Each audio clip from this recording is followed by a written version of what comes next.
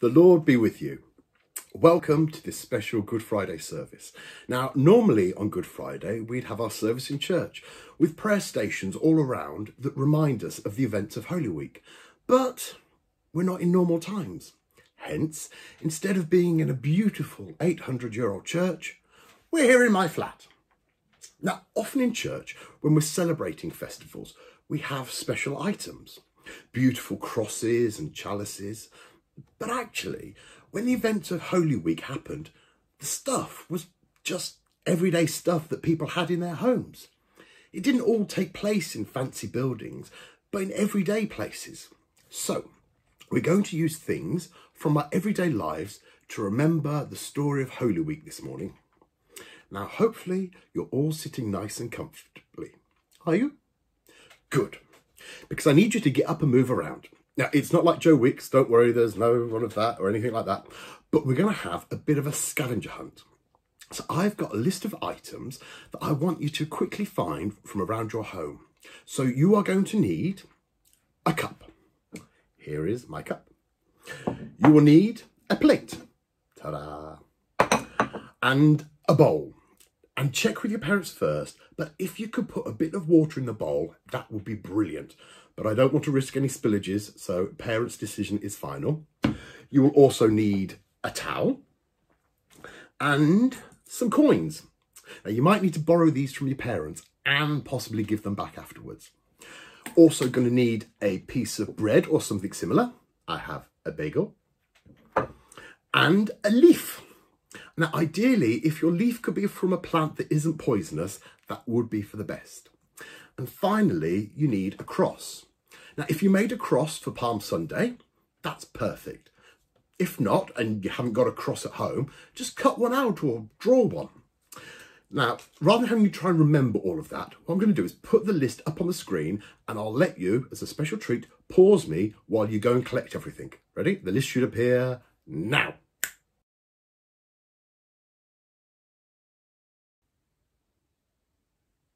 Only kidding, I'm not really paused. So, we're going to begin with our leaf as we remember Palm Sunday and Jesus entering Jerusalem with everyone happy and cheering. So I want you to get your leaf and to wave it. Welcome Jesus into our homes, into our lives today and into our service. And we're going to have our first song, which reminds us that even in the difficult times, God will guide us through. So we're going to sing My Lighthouse. Now you can join in with the actions if you know them, or just wave your leaf. There it goes.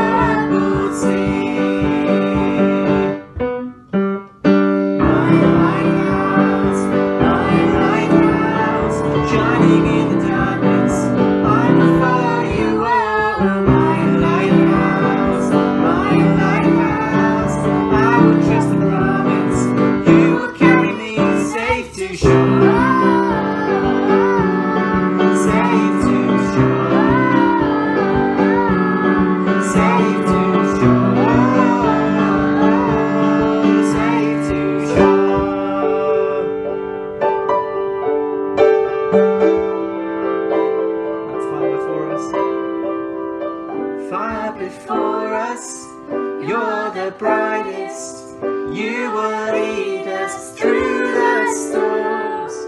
Fire before us, you're the brightest. You will lead us through the storm.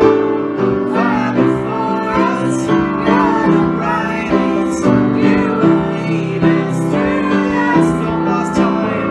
Fire before us, you're the brightest. You will lead us through the storm. My lighthouse, shining in the darkness. I will follow you. My lighthouse, I will trust the promise. You carry me safe to shore. Safe to shore.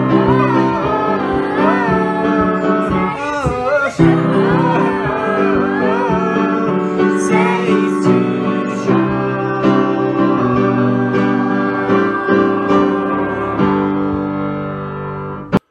Some funky moves in that song. Well done.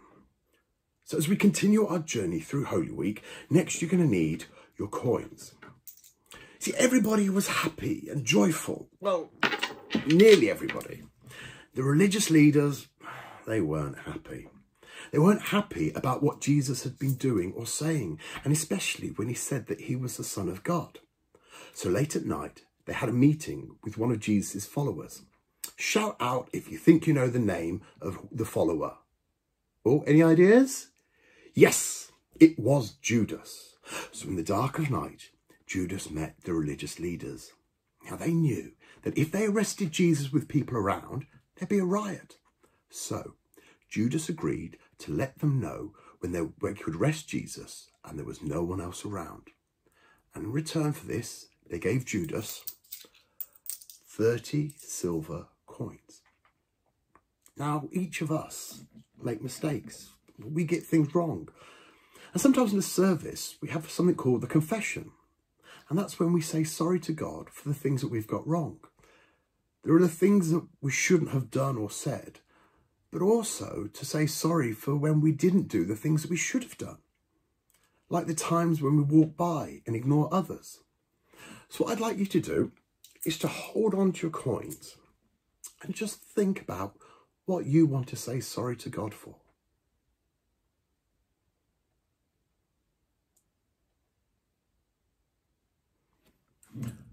So we continue with our story now. And now we're going to need the bowl and the towel. Bowl and towel. Because our story moves to the Thursday when Jesus and his followers, including Judas, meet together to share the Passover meal. And this is a special meal when they remember Moses and God's people being set free from Egypt. You know, you have the different plagues and telling Pharaoh to let my people go, and the crossing of the Red Sea. And it's remembering that event that they do at the Passover meal. In Jesus' times, they didn't have tarmac roads and pavements. So the roads were really dusty and people's feet would get very dirty. And if you think about the kind of things that you might tread on if you were to walk around in either bare feet or sandals, you could imagine your feet could get quite smelly. So when people gathered together, the first thing that would happen is a servant would wash people's feet. Now, Jesus' friends were really surprised when they came to have this meal, and it wasn't a servant that washed their feet, but Jesus got a bowl of water and he began to wash his friends' feet. Jesus wanted to do this to show his love for his friends, to remind each of them that each of us are called to serve one another. And of course, when something's washed or clean, it's like having a fresh start. We were just thinking about the things that we've got wrong when we had our confession. Well, an important part of a confession is the absolution, which is quite a posh word. But what that actually means is that we're reminded that God loves us and forgives us for whatever we've got wrong. So we're going to actually use our bowl of water for our absolution today. If there's a few of you at home, now if you're feeling brave, you could wash somebody else's foot just like Jesus did. Or just wash one of their hands. And as you do it, you might like to say these words. God loves and forgives you. Amen. Now, the word's going to appear on the screen, and you might want to pause me as you do this, and do it for each other, just as Jesus did.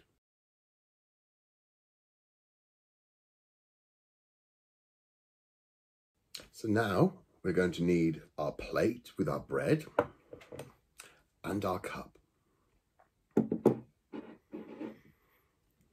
After washing their feet, Jesus and his friends began to eat the Passover meal. And as they were eating, Jesus said that one of them was going to betray him. Well, all the disciples were surprised at this. They were friends. They'd spent all this time together. Who would do this? None of them could believe it. And Peter asked Jesus who it was that would betray him. Jesus said, "The one that I give this piece of bread to." So he tore off a piece of bread, dipped it in the dish, and gave it to Judas. At that point, Judas got up and left. I wonder where he's going. Now, most of the disciples didn't notice what was happening. But as the meal continued, Jesus took a piece of bread. He broke it and said, "This is my body broken for you. Do this in remembrance of me." And he knew that soon his body would be broken on the cross. And he shared his bread with his disciples. Now, you might like now to break off a piece of bread and share it amongst whoever's with you. Jesus then took the cup. And he took the cup of wine and said, "This is my blood, poured out for the forgiveness of all. Drink it in remembrance of me." And by asking them to continue to break bread, to eat it, to share the wine, that they will continue to remember the sacrifice that Jesus made on the cross for all of us. And in our services, we still do that to this day. So the evening drew on. And eventually Jesus went out to the Garden of Gethsemane to pray. And he knew what lay ahead and what was going to happen. He prayed to God that if there was a way to take away the pain or to change it, to let it happen. But deep down, Jesus knew what he must do. So I'd like you to pick up your leaf again. And as you hold it, have a moment to pray, to talk to God, and ask him whatever you want.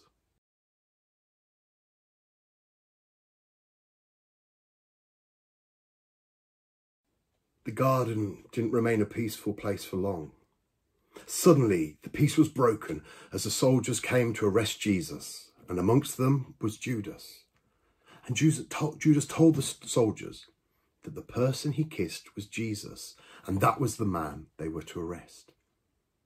So Judas walked up to Jesus and kissed him, just as he would have done any day in normal greeting. And the soldiers burst out and arrested Jesus, taking him to the high priest's house. Now, at the high priest's house, it was all kicking off.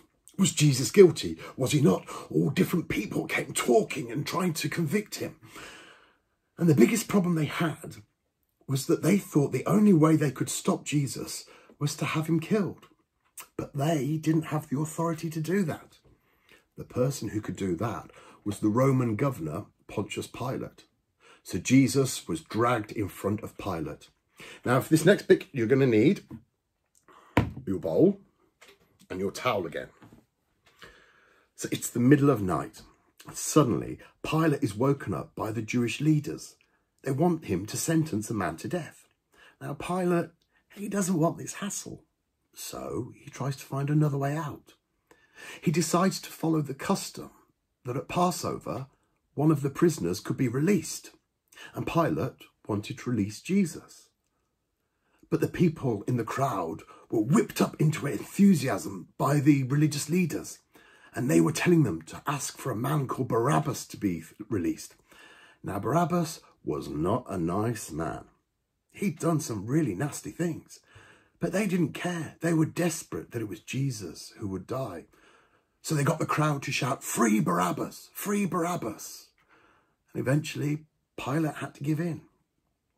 So he tried something else. He told the Roman soldiers to whip Jesus. And because Jesus was called the King of the Jews, the soldiers decided to put a crown on his head. But it wasn't a nice crown. It was a crown made of thorns.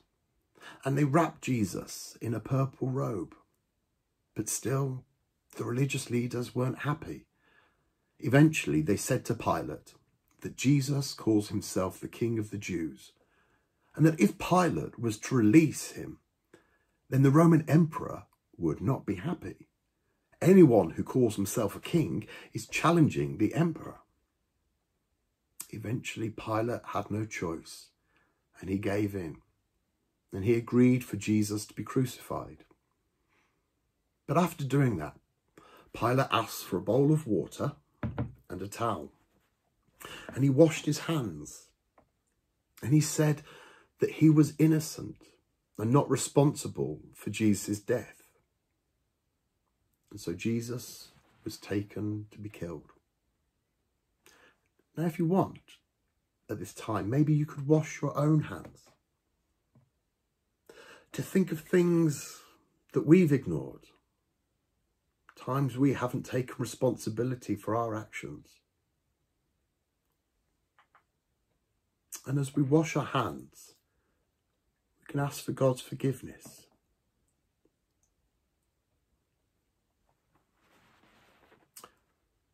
And so we come now to the saddest part of the story, when Jesus was crucified.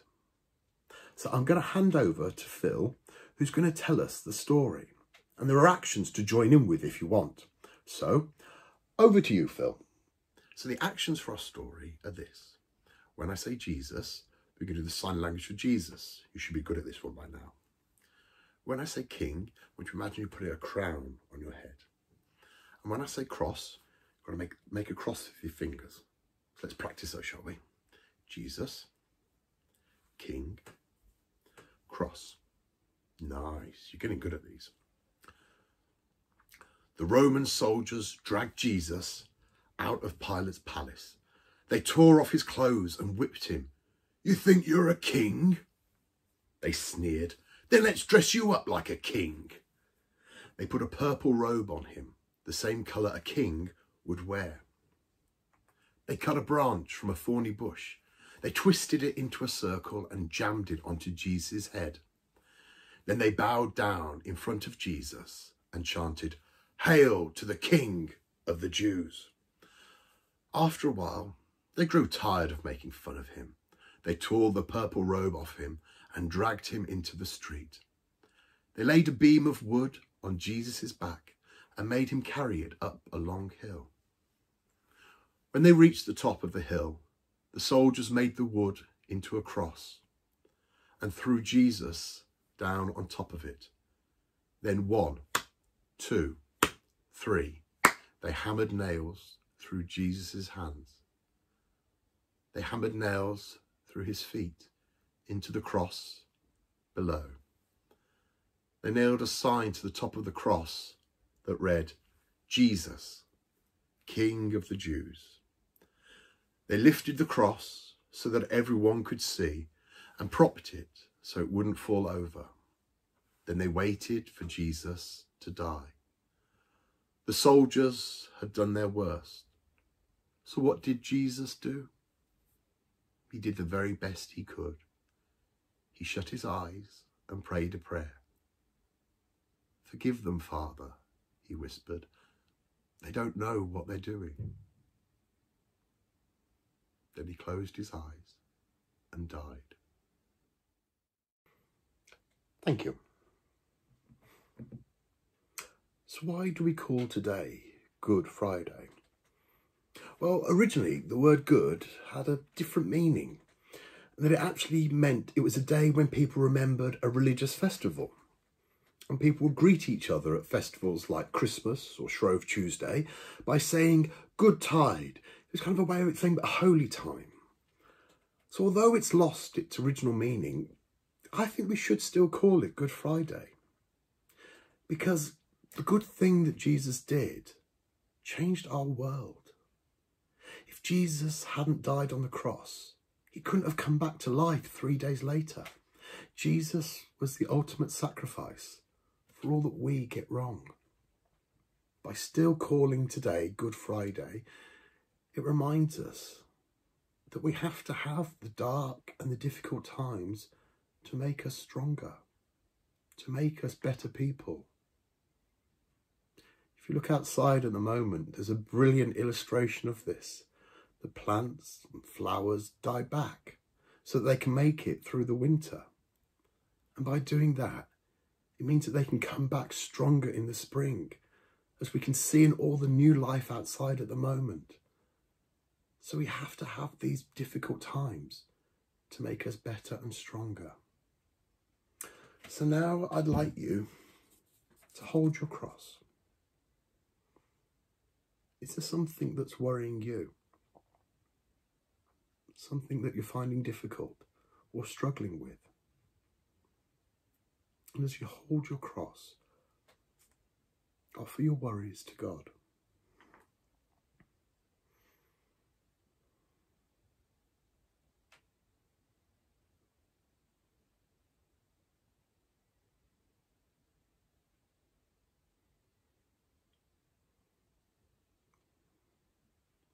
Loving God, your Son died to become the light of the world.